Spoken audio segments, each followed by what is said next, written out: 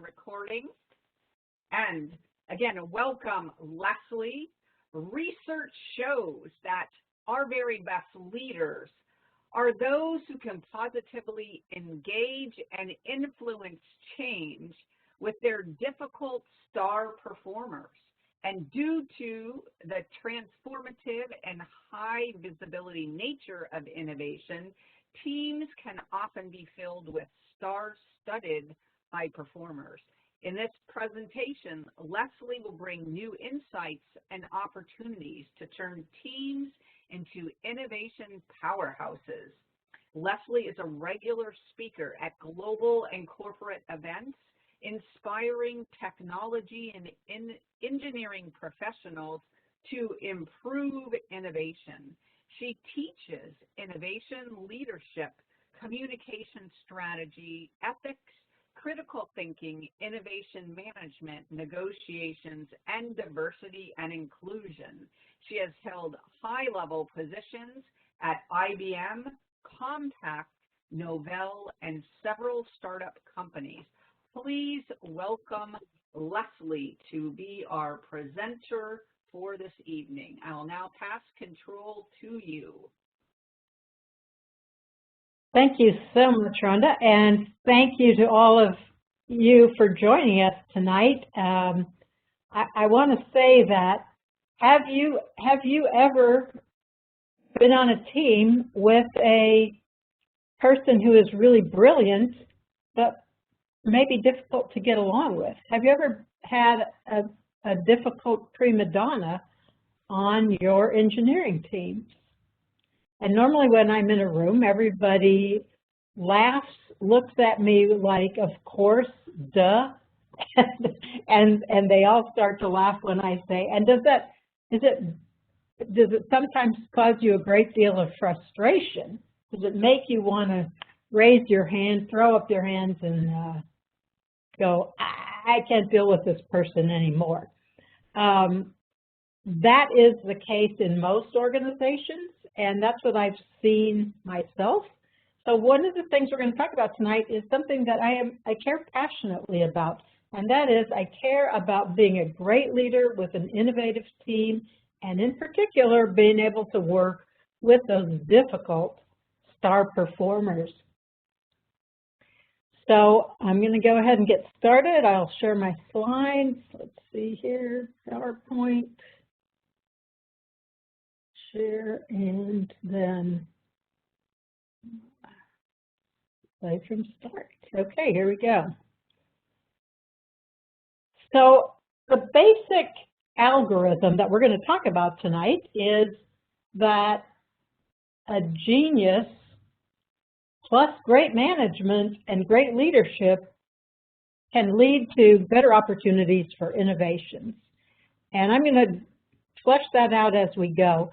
But one of the things to know is that innovations are hard. 19 out of 20 product innovations fail. And that's from Clayton Christensen, who I assume most of you know of. But 19 out of 20 is a terrible number.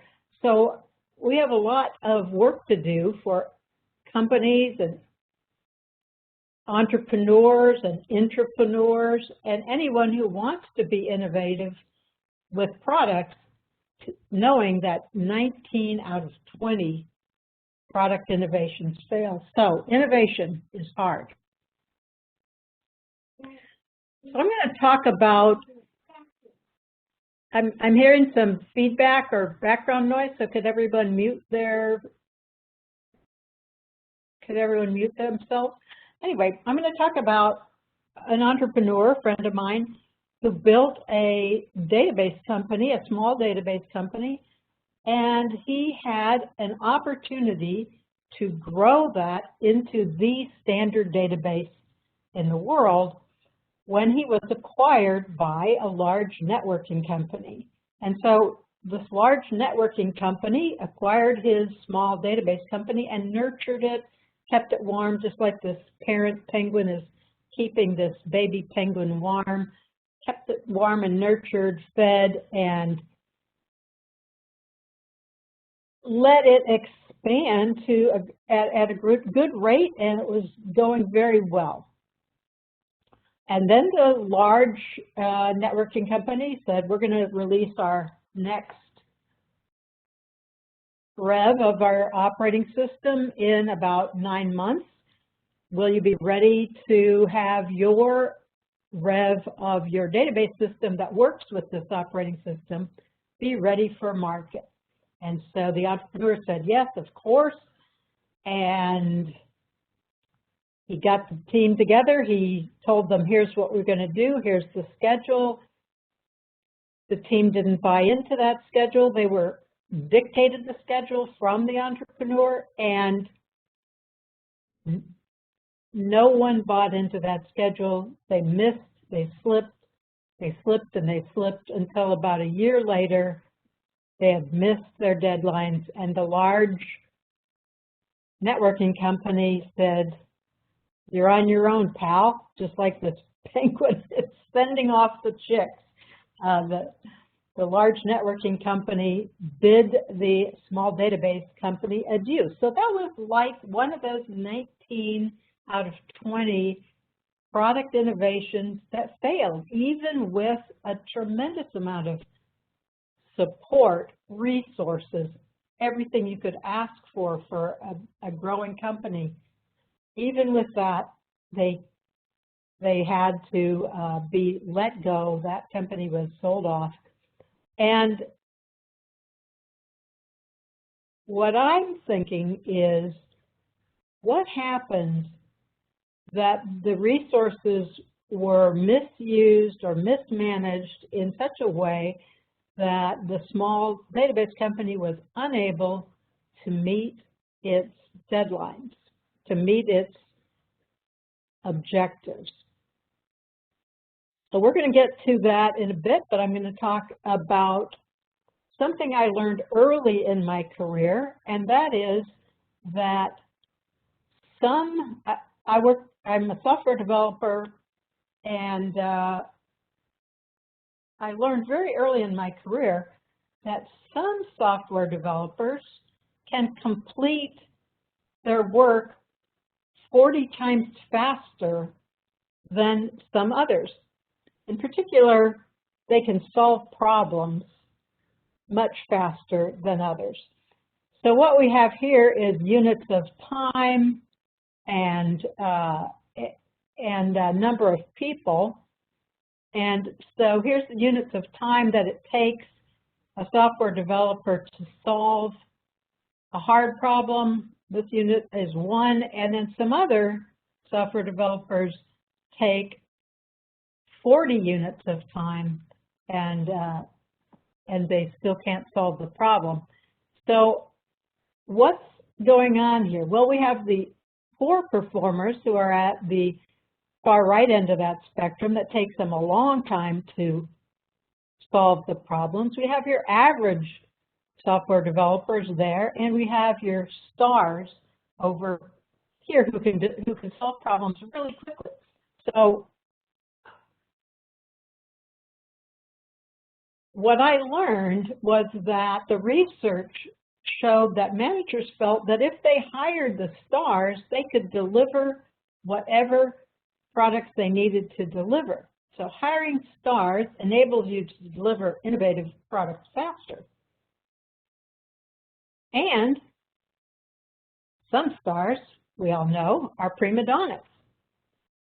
And the third thing I learned much later is that what differentiates good leaders from great leaders is that great leaders are able to manage the prima donna stars. So the great leaders are the ones who are able to work with the prima donnas and manage them to deliver those innovative products. Well, that struck me as an important thing to know. And I was a young, budding manager of engineering. And so what I realized right away was that it was my job to figure out how to be successful with those stars, because I could recognize them. I knew several people who were very much faster than anybody else. And I'm going to mention that in the software business, that differential is great. It might not be so great in some other industries, but there's still a difference between poor performers, average performers, and stars. And it might not be a 20 or 40 times multiplier, but it might still be a pretty good multiplier that makes you want to really have the stars and have them functioning effectively within your team. So your job as a leader and as a manager is to find those people, hire them, and make sure that you can work with them to deliver those products.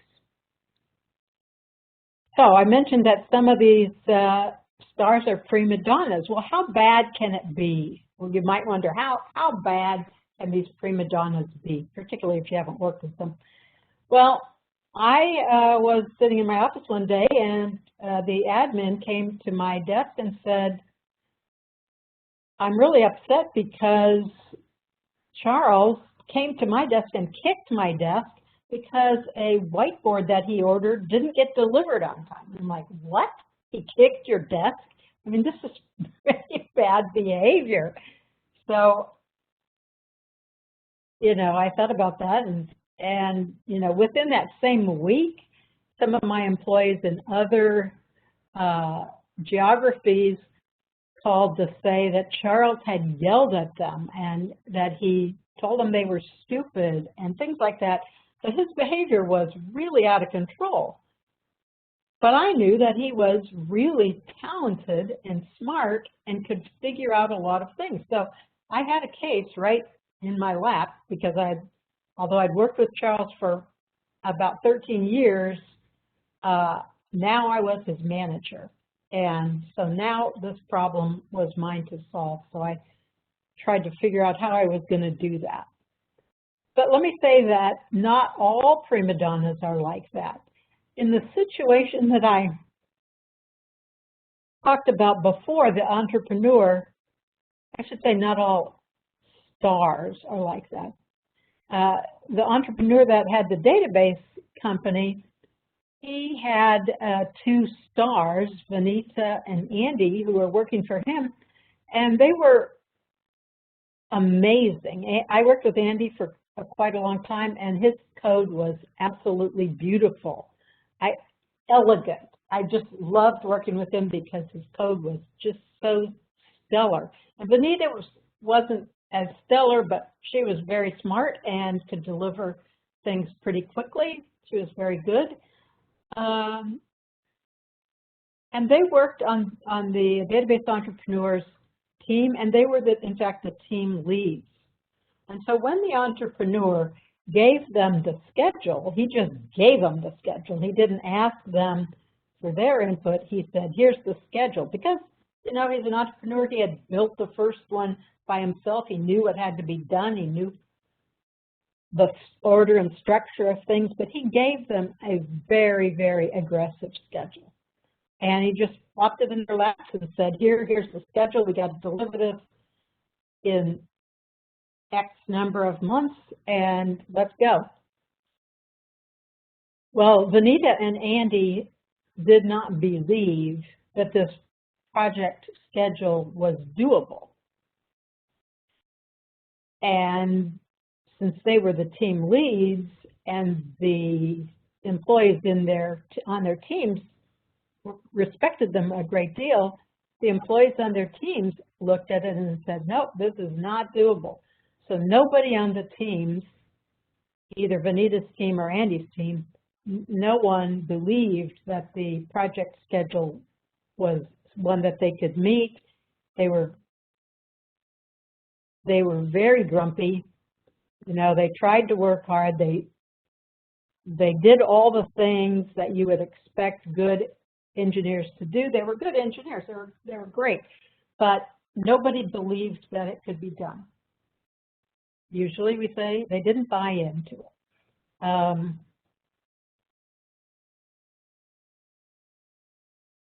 In any case, that project is the one that I told you about earlier that slipped, the date slipped, and the weeks turned into months, and the months turned into about a year, and then that that whole company was sold off by the parent company.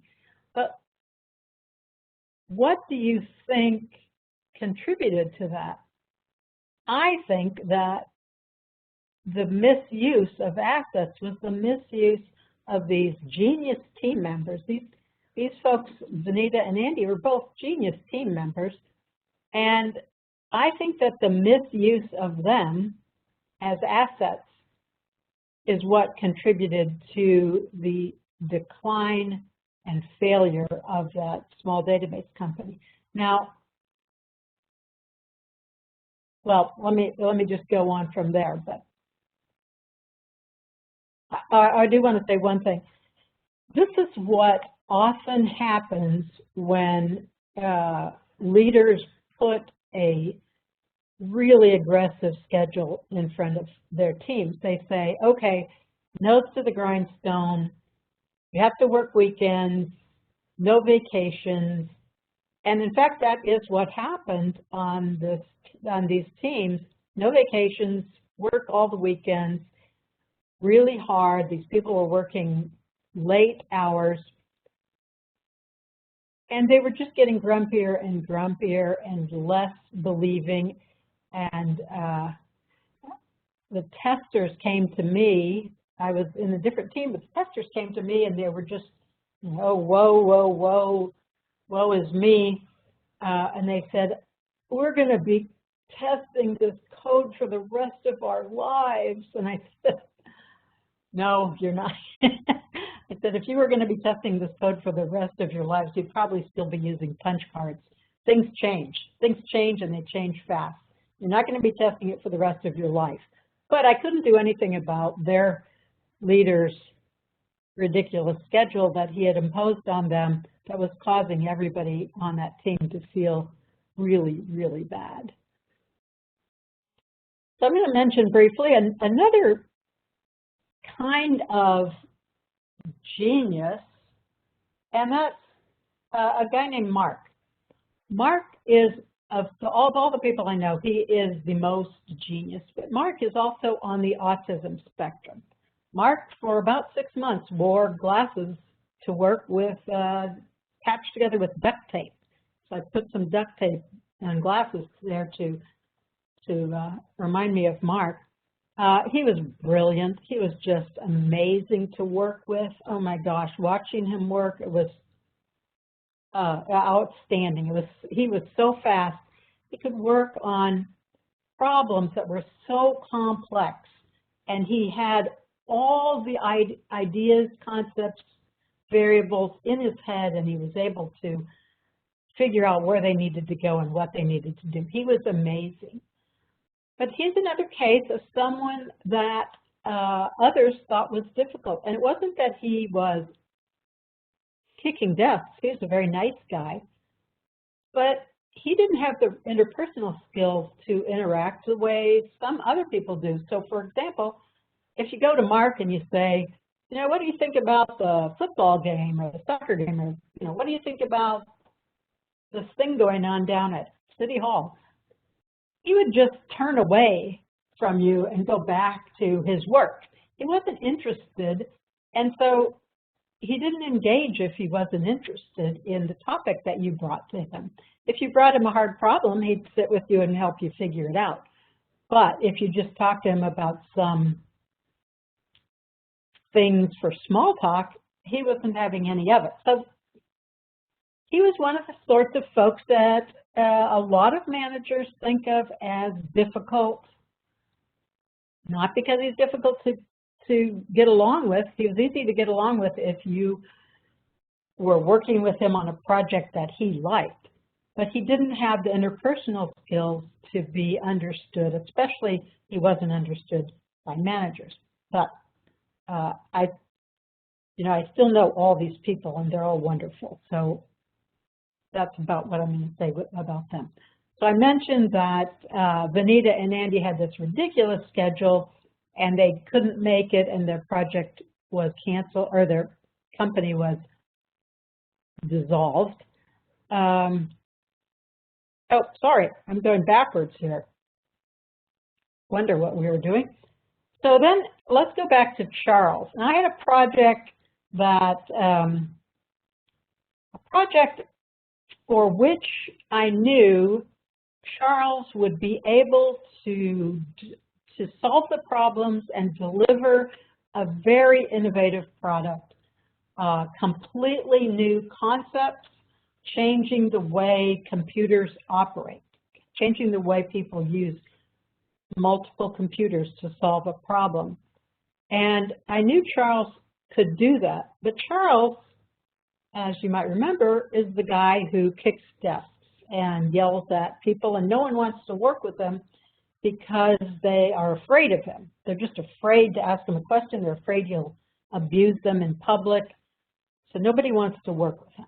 But I knew that if Charles was on my team, I could probably get that product delivered in a timely fashion. And so I didn't hand them a schedule like my entrepreneur friend did, but instead spent time getting to know Charles better. I knew him pretty well, but I spent a lot of time trying to figure out what made him tick and how he would respond to various things, because I needed to understand him. And that's what I call understanding your genius. So you have these geniuses here, and what I wanted to do was to understand the genius and be the great manager and deliver this innovation that we were trying to deliver. So let's see if we can get that to go away. So what does it take to be a great manager? That's the thing we need to focus on.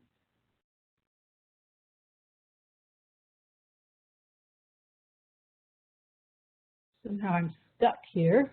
Oh, there it is. Okay. So there's some recent research from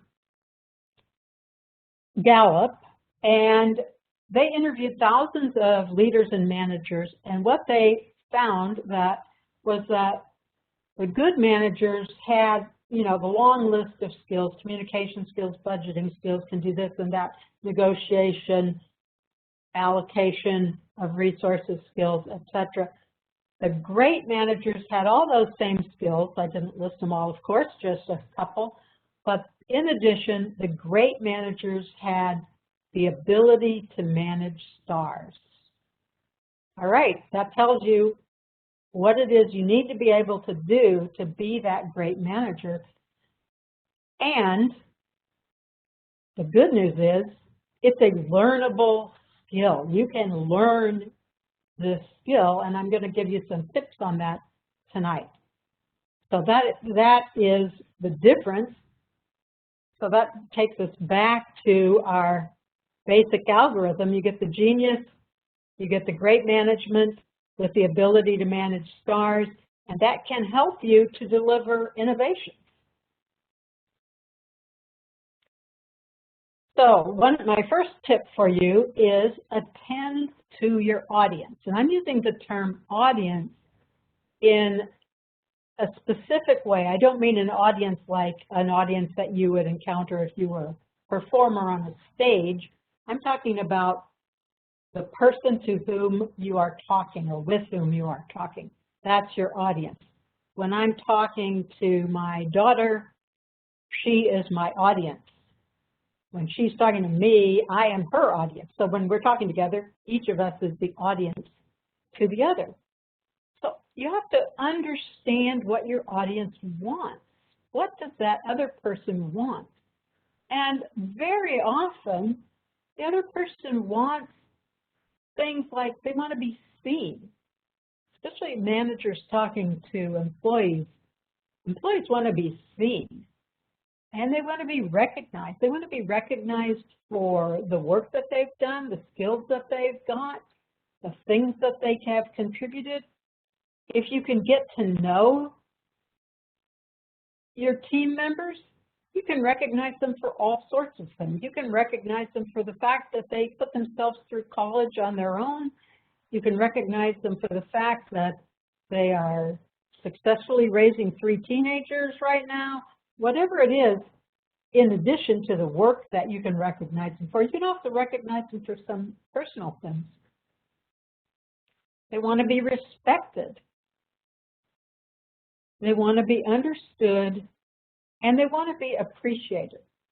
So I mentioned to you that I was working with Charles and that I needed to understand him so that I could work with him and so that we could together to help deliver this innovative product. So I asked him in multiple ways over a multiple week period. I asked him several times different ways of asking the question, what do you really want? I asked him what he would like to be doing in a few years. I asked him whose job he would like to have at our company or what job he would like to have. I asked him if he could be anybody else at the company, who would he like to be or who did he most value or see as really an important contributor. And ultimately what I got from him is Charles wanted to be the guru to whom others came when they had a difficult problem. And I'm thinking, when he tells me this, I'm thinking, are you kidding me? No one's going to come to you. They're all afraid of you. They're frightened to talk to you. So right away, I know that he wants something. I know what he wants, or I know what he needs to do in order to get that. And that is, he needed to improve his interpersonal skills. But let me ask you, how do you feel when you feel like your boss appreciates you, recognizes you, sees you, understands you, and respects you? It feels good. It doesn't happen all that often, but it feels good. So that's a creative opportunity. You know that your staff or your colleagues or your spouse or whatever doesn't want to be overlooked. And you want to make it clear that you are trying to help the person be successful. So you have your audience's goals and your goals. Now, in the case of Charles, he was my audience. His goal was to be the guru to whom others came when they had a hard problem to be solved. My goal was to get him to be an effective member of the team and contribute without causing too much disruption on the team. So the creative opportunity for you is to find that sweet spot where your audience's goals are one thing, and you can help your audience achieve the goals in a way that also furthers your goals. So I think this is really useful. Now, I've used this method of communicating when my audience was my husband and I wanted to get chickens, and I knew he didn't like to have smelly animals around, but I knew that he liked to have fresh eggs every day. So you have to find that sweet spot. We did not ultimately get chickens because I realized I wanted my life to be simple and not more complicated. That's another story. But I looked for that sweet spot. What did I want? What did he want? Where do those two things meet? How can they meet, and how can I use that? So use that technique when you're trying to work with your colleagues and your employees. So what can you do? I wanted Charles not to be a difficult genius, not to be difficult, but just to be a genius. So here's the second thing that I have to say. Not just, the first thing was to acknowledge them. The second thing is to enlist the team. And what do you do to enlist the team? Well, suppose you have a project coming up, and unlike my friend the entrepreneur, you don't just hand them a schedule and say, here's your work, go do it. Instead, you tell the team what the project is and what the constraints are. Here's our project. We have a big international trade show coming up on this date. So let's figure out what we can do and what we can have ready by that date. And you say, here's what we need to accomplish. How do you think we should proceed, or what do you think we should do to accomplish our goal? Instead of you saying, here's the schedule, go do it, you enlist the team to come up with the solution. So on this project that I had decided to enlist Charles for, and decided that I needed to help him improve his interpersonal skills,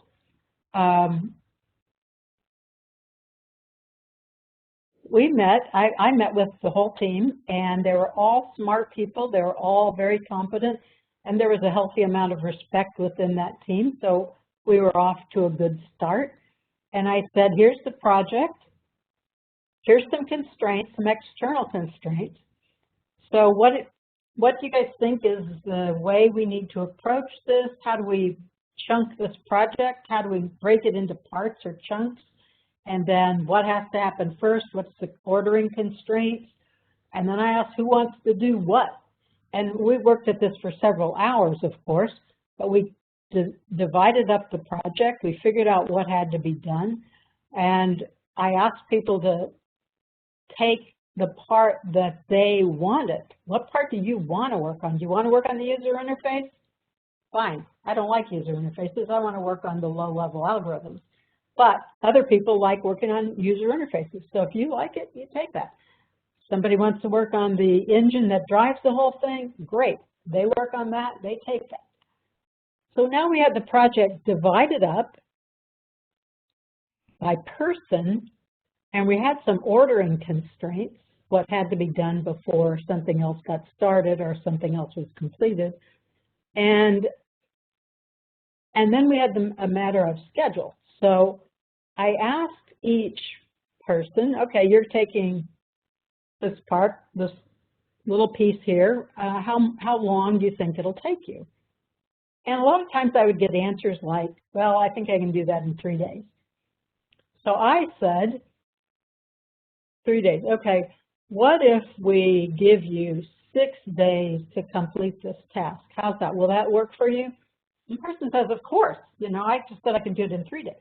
But what I knew was that person is going to get interrupted. Other people are going to be interrupting that person and asking questions. That person has to deal with email. They have to deal with meetings. So I know that what they think, I also know that engineers are optimistic.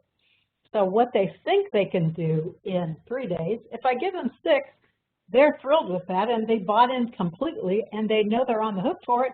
So they bought into ultimately they bought into the whole schedule. It was their schedule. It was their project plan. I had successfully enlisted them. Now, to go back to Charles for a minute, I talked about Charles and and the sweet spot. I'll just go back to that just a second here. So I'm looking at that sweet spot, how to improve interpersonal skills. So I told Charles he needed to improve his interpersonal skills in order to be effective on this team. And yeah, he heard me, but not much happened. I still got complaints about him being rude. No more desk kicking. But then his performance review came along, and I gave him glowing scores for technical competence and problem solving. But for interpersonal skills, I gave him a 0. Now, this is a person who's really smart, got A's in everything in school, got A's in everything in college, did a great job. He's not used to getting a 0 on anything. And so he didn't like that. And he said to me, well, if my interpersonal skills improve, will you change this?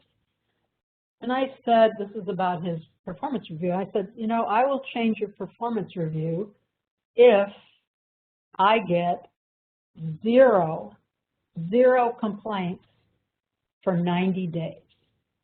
Oh my God, he did not like that at all. He thought, 0 complaints, that's ridiculous. Everybody gets complaints. I had to say, nobody else gets complaints. But I didn't really say that, I just thought it. But he believed that everybody got complaints. And I said, no, that's not the case. And 90 days, he thought that was ridiculous. Maybe, 1 complaint in 1 week, that should be good enough. No, that wasn't good enough. That wasn't going to do anything because he had a bad reputation now. And so he is really going to have to clean up his act to improve. So I had the ability to help him by pushing him. Now, you don't always have that opportunity, but you have to figure out, that's why it's creative, you have to figure out what you can do to work with a difficult prima donna, and Charles was among the most difficult of the prima donnas. So after about 3 weeks, the admin came to me and looked with her eyes wide open, and she looked at me and she says, oh my gosh, Charles was nice to me. I'm like, whoa, yay. And I would run over to his office and congratulate him and tell him I was really pleased. I was very encouraging. I offered him training. I offered him counseling. He didn't take me up on any of that, but I suspect he might have gotten counseling himself because he really did change. And pretty soon, people started to see that he actually was someone they could go to with questions. And today, he is a vice president at a large tech company and doing very well. So his bad behavior, his prima donna behavior was fixable, but it really took work. It takes work from the manager or leader to make that happen. So I'm going to go back to working on this this plan. So here we are in the conference room working on a project plan. Everyone on the team bought into it. Charles was getting along with everybody else now, and in the end, we delivered the product on time.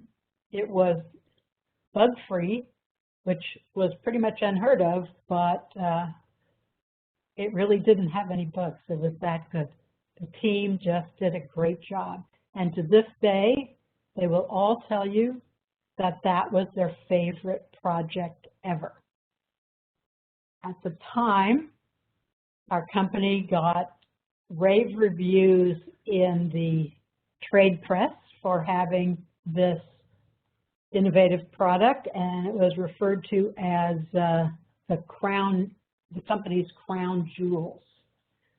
So it was a big success. Now, the entrepreneur, my friend whose project couldn't get completed, thought that I had budgeted too much time, so of course my team could get it done on time. No, I hadn't budgeted too much time. I had budgeted the right amount of time so that they could do it and do it successfully. So I just want to say the more brilliant your staff is, the more necessary it is to engage them in solving problems, whether it's scheduling problem or how to architect a particular product or the strategy you should take. Now, not all of them are going to be good at strategy or architecting or scheduling. They're going to have their strengths, but engage them where they have their strengths, engage them where they want to be engaged, listen to them, because they're geniuses. That will lead to achieving the organization's goals. And remember, these, oh, not there yet. So A is for action. So attend to your audience. That's the first thing I told you. Pay attention to your audience. Listen to them. Acknowledge them. Respect them. Acknowledge what they have done. Acknowledge what they contribute. Tell them how much you value their contributions. and ask them, engage them, get them to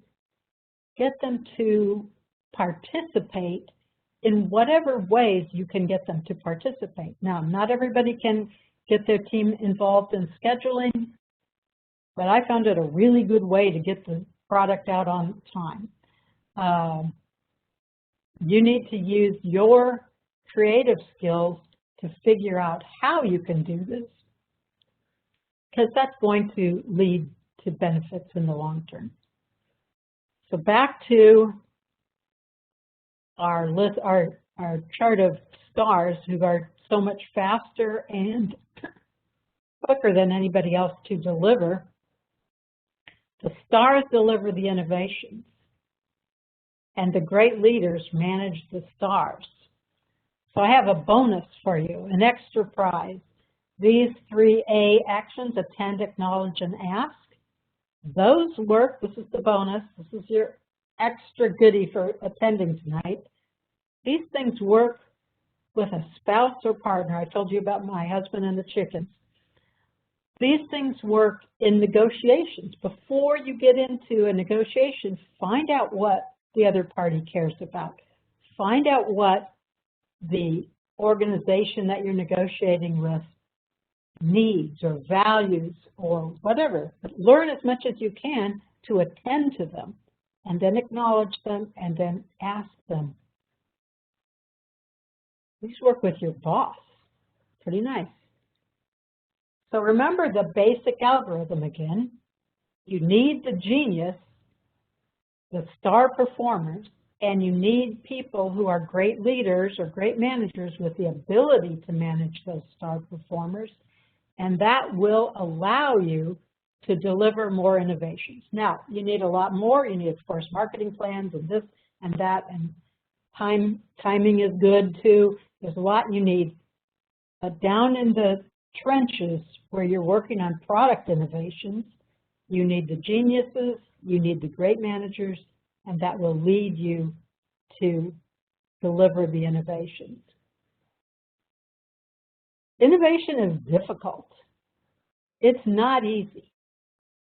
I had the great opportunity, the great pleasure, the one I am so thankful for because it was just so much fun to work on that innovative product that I told you about that was declared to be the company's crown jewels. In order to innovate, you need the stars and you need to be skilled at leading the stars. And that skill, I just told you, that's learnable. You can learn that. But remember that those stars are not ordinary. They are extraordinary. And if you can build the skills to lead those stars, you will be extraordinary too. So with that, here's my LinkedIn contact information. Feel free to contact me, ask me questions anytime. I'm always here to help. And now I'd like to open it up for questions. So I will stop sharing. Let's see. Thank you so much, Leslie. And yes, I'm going to go ahead and select everyone and unmute them for a moment. So remute if you have background noise going on, but we want to give everybody a chance to interact with Leslie here and ask any questions that they may have. Sorry, Rhonda, I'm having trouble unsharing. Okay, here, that's okay. I'm gonna ask for you. Probably have too many windows open at the same time to figure out where I am. There we go. Thank you. You're welcome. Yeah. So I'm interested in the interrelationship, the correlation between the culture changes that you made and the impact on innovation. So you talked about it being an innovative product in and of itself, and can you talk about how that culture shift might have helped or enabled the innovative processes, or did you, bring people together in a different way? Help us understand a little bit about the shift that went on as you looked to mature the team and the leaders over time, please? The process involves a lot of respect. Everyone respected everybody else on the team, and that was so critical. And you mentioned something earlier about diversity and inclusion, and I want to say that this team allows me to have a great deal of understanding of how diversity can help a team. So diversity played a huge role in this project. And let me explain how. We had a pair of engineers who were working in the same space, and one was an older Chinese woman who was very, very, very careful. She would need to understand things for weeks, it seemed, before she would commit the first line of code. Her office mate was a young guy from Croatia who was what we call the cowboy coder. And he would just jump in and start trying things out, making changes. He would just try everything out really fast. They shared space, and they were both working on the big project, so they understood how the big project, they were working on different parts of it. But when, and they were also typically very, very quiet because neither of them had English as their first language, and they would typically be very quiet. And every so often, I would hear a great noise breaking out in their space. And that was because they were working together to solve a problem. So when the Croatian man got stuck, because he tried everything, trying this, that, and the other thing, when he got stuck, he would ask the nice lady what she thought, and she would look at the problem, and then she would tell him what he needed to do. She could figure it out in her head because she had it all in her head. When she got stuck, he would jump in and try this, try that, try the other thing, and he would get her unstuck. So each of them worked to get each other unstuck. So that was one of the processes that changed within that group, and it was because of the team coming together, owning the project. They owned it from the beginning. They broke it down into its parts. Each took the parts they wanted, and they got that product done. They respected each other, and diversity really helped. They had diverse problem-solving approaches, and that broke them free to get to the solution. It was great. I loved seeing that. So that's one way in which the process worked really well on that innovative project. Yes, and I think there's lots of study and research going on just exactly about that, Leslie, is the examination of how diverse teams, and that could be age, that could be geographies, that could be specialty areas, that could be gender, right? It's really that, to your point, right? The mindset and the skill set and the approach and perspective that they bring to the table when they're trying to undergo problem solving and or brainstorming and or harnessing other quality and innovation tools is really what drives that innovation further, because exactly to your point, right, they're able to see beyond each other's boxes, right, and that really helps, yes. Can you think of, I'm not seeing any additional questions coming in, so let's... Jill says she wish all managers were like me, so yay, Jill, I'm with you. I wish all managers were, and so that's why I give talks all around the world trying to help managers learn to do a better job, because I don't like wasted projects. I like them all to be successful. So sorry to interrupt, but I'm just responding to Jill's nice comment. Yes, no, and that's perfect. So my next question is, let's align to Jill's comments, right? So Leslie, if you could, for those who may not have the skill set that and the toolkit that maybe you brought to your team and your organization, what are some ways you feel people can harness the approaches you're talking about if that's not in their wheelhouse at this point in time? What are the different ways they can go about balancing their leadership capability set to help their organization and their teams be more innovative? So I've taught a workshop for many years, and I call it Leadership Improv. And the improv part, which we borrow from improv comedy, the improv part is really about being present and really paying attention to your audience. And of course, in improv comedy, the audience really is what we typically think of as an audience. But, you know, I'm talking about an audience as the person that you're talking to.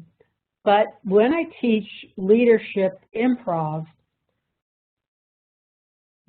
we get together in teams of 4, and one person acts as the manager or the leader, one person acts as the employee, and the other 2 are observers. And I provide them with scenarios straight out of their workplace. And these scenarios, they often tell me, this happened to us. You know, they're sort of shocked that I know, but I've worked in the industry long enough to be able to formulate scenarios that seem like they would happen in the workplace. Then the manager and the employee have a meeting, a little 5 or 10 minute meeting, and the 2 observers are right there taking notes. And they learn about, and then we have a review, but they learn about how to attend to the person that they're talking to, not just come to the meeting with their own plan and just lay it out on the table and think, well, here's what we got to do, but they learn to attend to the person that they're meeting with, to acknowledge what's going on with them and what they've contributed and what they've done, and then to ask them, what's your idea about this issue and how we should approach it? And the people who attend the leadership improv workshops always come away laughing, and the response I get most of the time is, my boss needs this. So, you know, doing something where you're actually practicing is what I think managers need. It's the practice until they get it right. And we have, you know, we'll do the 10-minute meeting and then the 15-minute response among the 4 people at the table, and then we'll have a 5-minute presentation from the team about what happened, what went wrong, what went right, what did they learn. And the people in that program find it so helpful because they actually see, they get told by others, this is what you're doing when you fold your arms and bend over the table and tell the other person you want them to shape up. You're actually intimidating them and nothing good is going to happen. So that's one kind of way that leaders can learn these skills. I think there's other kinds. They can read and learn about things that will help them. But doing, I think, is the best way. So that's my answer for how do leaders get these skills. Well, I love it because you're really bringing in all this body of knowledge with regard to communication and active listening and engagement and utilization of humor and peer group, right? So you're basically taking them through a form, norm, storm, perform, right? In these. Yeah. facilitated sessions. Help us understand when you're advocating for these. Do you advocate for, so many groups are like, should we do these types of exercises, innovation exercises, quality, leadership, team building, synthesis, balancing, etc.? Should we do those on-site? Should we do those off-site? Should we, have an independent party come in and work? Can you, have you seen the impact and value to innovation and your organizational culture be higher using one way or another? So far, I've seen that this really works well in person because others can pick up a lot of cues from body language.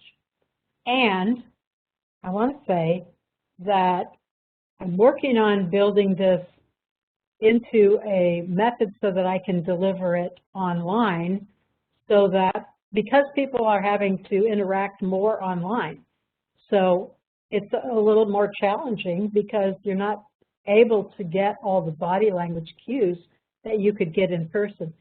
But I find all I need is a room with a flat floor. I just don't need it auditorium style, because I need everybody to sit around a table, and it doesn't matter how many teams. I can work with 700 people in a room, or I can work with 12 people in a room. Just sit around tables, work through the scenarios, review them with the whole group, laugh your heads off, and then come back and do it with the next scenario. And so what I've been doing is structuring these so that we meet like every 2 weeks or once a month, just for a couple hours to have a session. And then we do it again, and we do it again. And then after about the third session, I can hand it over to the teams to do it themselves. I provide them with scripts so that they have that to work with, but they can be self-sustaining. It's really a lot like Toastmasters. You just do it for an hour every week, and you get better at it by practicing. So does that answer your question, Rhonda? That's perfect. I love this, Leslie. I'm still not seeing any more questions that have come in, so I'm going to keep I must have intimidated all of you, and you're frightened of me, and you won't ask me any questions. Oh, my God. One thing I noticed in your stories, Leslie, was really the reaching out and the empowering and the engaging of team leads. And I'm wondering if you could share any innovative best practices with regard to, some teams pass the ball all the time, right? They'll have a project, and every week, 2 weeks, a month, they'll have a shift, right? They'll just say, okay, you're the anointed one, right? And others are for a set interval or project. They're like, no, we're gonna have one, right? So can you talk to us, Leslie, about this, kind of the dynamic versus static leadership model and its impact on innovation? Well, first I want to say that some people don't want to be in a leadership role. They want to be heads down doing their work, and they really don't want to have to deal with other people. For example, I mentioned my friend Mark, who is such an amazing person. He's just such a genius. The last thing on earth he would want to do is lead anything. He wouldn't want to plan a party. He wouldn't want to have to stand up and lead a group of singing. He wouldn't want to lead anything. So it's not something that you would want to hand off to each person in some sort of round-robin fashion. But if it's just handing off to those who want to be the leaders, it's a chance for them to try it out. And I think that's good. And if you couple that with something like the leadership improv classes, where they find out in a real hurry what they're doing that causes other people to shut down or get upset or not want to be their follower, I think you can really help develop the leaders. Now, if your goal is just implement and implement fast for your innovation, my thought is you're better off with one leader, but it's fine if you have more.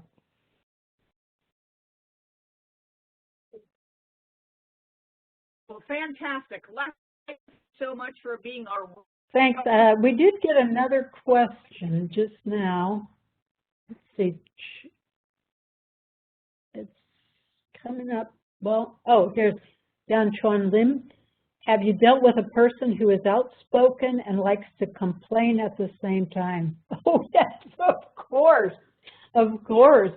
Those people, I think there's at least one of them in every group. Yeah, they can really embarrass a group in public.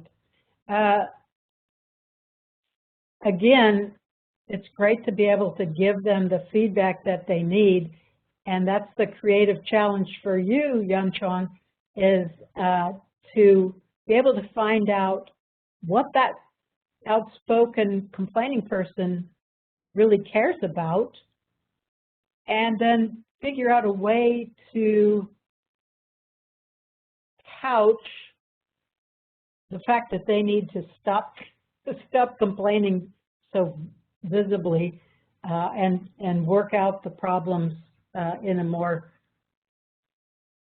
gentle way, but figure out how your goal of getting them to behave better and their goal, whatever it is. Maybe they want to be the president of the company. Maybe they want something else. Maybe they want a week off at the end of the year. I don't know what they want, but figure out how to merge those in that in the overlapping circles and not quite a Venn diagram that I had, and work with them to help them improve their behavior. Now, if they're not really a good employee, then I don't know, I wouldn't be bothered. But if they're a good employee, if they're smart, you just want to help them feel acknowledged, feel like they're able to engage in some of the process. So if they're complaining, they probably want their way heard. If you bring me out, I'll come fix them with a few doses of leadership improv. I love it. Who are going to have Leslie traveling to their locale to get leadership improv? I love it. That is the first. I love it. Yeah. Okay, so now you're on notice, right? Bring Leslie out to be your facilitator champion and fix your team, heighten your innovation, and grow your leadership skills through humor and fun all at once. Well, Leslie, it's been an absolute pleasure having you as our speaker this evening. Thank you to all of our attendees. Again, we just celebrate the last ASQ Innovation Technical Community Webinar of 2021. We wish you happy holidays and a phenomenal Happy New Year. Yeah, Happy New Year to everybody. Thank you so much, Rhonda. Really appreciate it. Thank you. And we invite all of you back to join our 2022 events. Thank you again, Leslie. Good night, everyone. We'll stop the recording, and we so appreciate all that you bring to the innovation table. Thank you so much. Thank you. Bye.